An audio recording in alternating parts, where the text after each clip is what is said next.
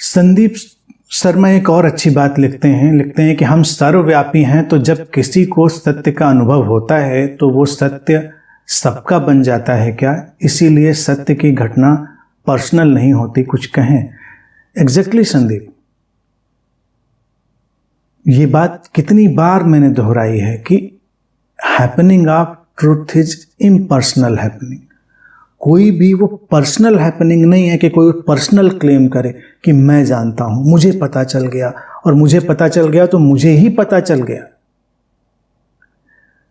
इस इवोल्यूशन के प्रोसेस में जो कॉन्शियसनेस है, जो चेतना है, वो जैसे सागर में लहरें उमड़ती घुमड़ती हैं, वैसे वो उमड़ घुमड़ रही है। किसी शरीर मन के माध्यम से कोई विशेष समझ, कोई विशेष ज्ञान घटता है, अवतरित होता है, और जैसे ही वो किसी विशेष शरीर मन के माध्यम से घटित होता है तो क्या होता है कि वो फिर पूरी मनुष्यता का हो जाता है। इसीलिए हर ज्ञान किसी भी बिंदु पर सीमित नहीं रहता। एक भी जगह अगर कोई ज्ञान घटा है तो वो समष्टि का हिस्सा बन जाता है। इस पर बहुत महत्वपूर्ण एक मनोवैज्ञानिक शोध था, 100th मंकी फिनोमेना। उसको मैंने अनेकों अवसरों पर समझाया है, कोट किया है, उसको सारे मित्र जानते हैं, इसलिए हम उसमें दोबारा नहीं जाएंगे। 100th मंकी फिनोमेना यानी कि एक विशेष बात अगर किसी भी शरीर मन में उतरती है तो हर किसी के लिए वो उपलब्ध हो जाती है।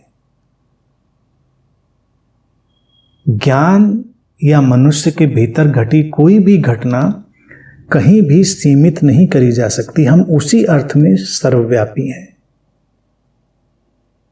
उसी अर्थ में हम अंतर संबंधित हैं, उसी अर्थ में हम इंटरकनेक्टेड हैं। धरती पर अगर एक शरीर मन के भीतर से भी बोध की वो लहर गुजरती है तो सभी के भीतर गुजर गई अनेक अनेक रूपों में, और उसके अनेक अनेक रूपों में परिणाम आएंगे। एक ही जैसा परिणाम नहीं आएगा, परिणाम अलग अलग होंगे, और अलग होने भी चाहिए ना। मान लो बारिश हुई, हमको दिखा हमारा आंगन भीगा, क्योंकि हमको उतना ही दिख रहा था, हमारा परसेप्शन उतना ही सीमित था, तो हमको उस परसेप्शन में दिखा कि मेरा आंगन भीगा। लेकिन बारिश तो हो रही थी, न जाने कितने आंगन भीगे होंगे। और फिर कहीं बारिश से फसलें उगेंगी, तो कहीं कुछ फूल खिलेंगे, तो कहीं कुछ और होगा, किसी की प्यास बुझेगी, कितनी कितनी चीज़ें घटित होती चली जाएंगी, हम कल्पना भी नहीं कर सकते। तो यही बोध है। इसीलिए जब कोई ये कहता है कि मैं बोध को उपलब्ध हो गया हूं, तो इससे ज़्यादा स्टूपिड स्टेटमेंट और कोई नहीं होता। मैं बोध को उपलब्ध हो गया हूं, क्या होता है? बोध इस शरीर मन में घट गया है, इस शरीर मन के माध्यम से वो लहर गुजरी है, लेकिन वो चली जा रही है, वो और शरीर मनों को स्पर्श करेगी, वो सभी को स्पर्श करेगी। वो एक इंटरकनेक्टेड हैपनिंग है, इम्पर्सनल हैपनिंग है। हाँ, इधर भी दिख रही है, तुम्हारा भी आंगन गीला दिख रहा है, भीगा दिख रहा है, सुंदर है, उसको एंजॉय करना है। तो ऐसे ही होता है।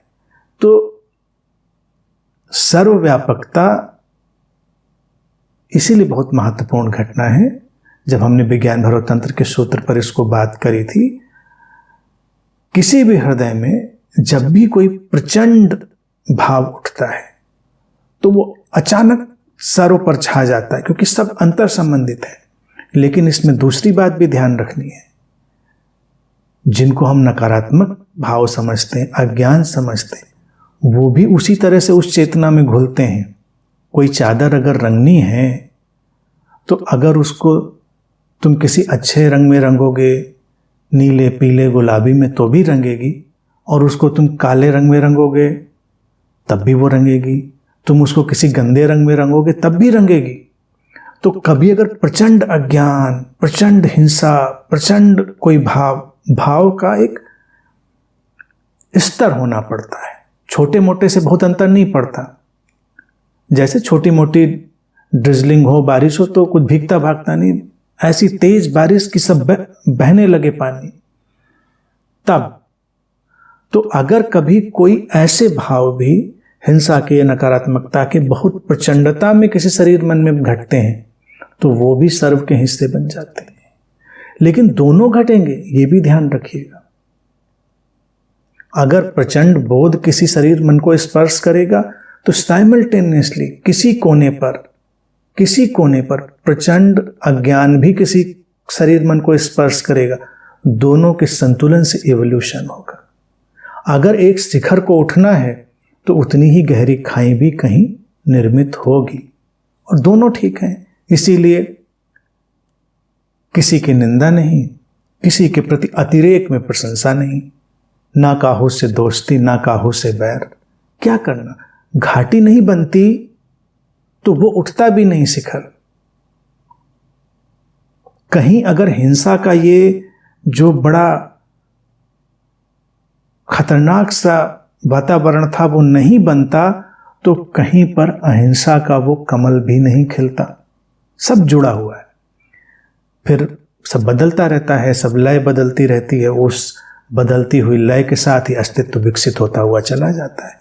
सर्व के हिस्से इवॉल्व होते चले जाते हैं। यही फिनोमेना है।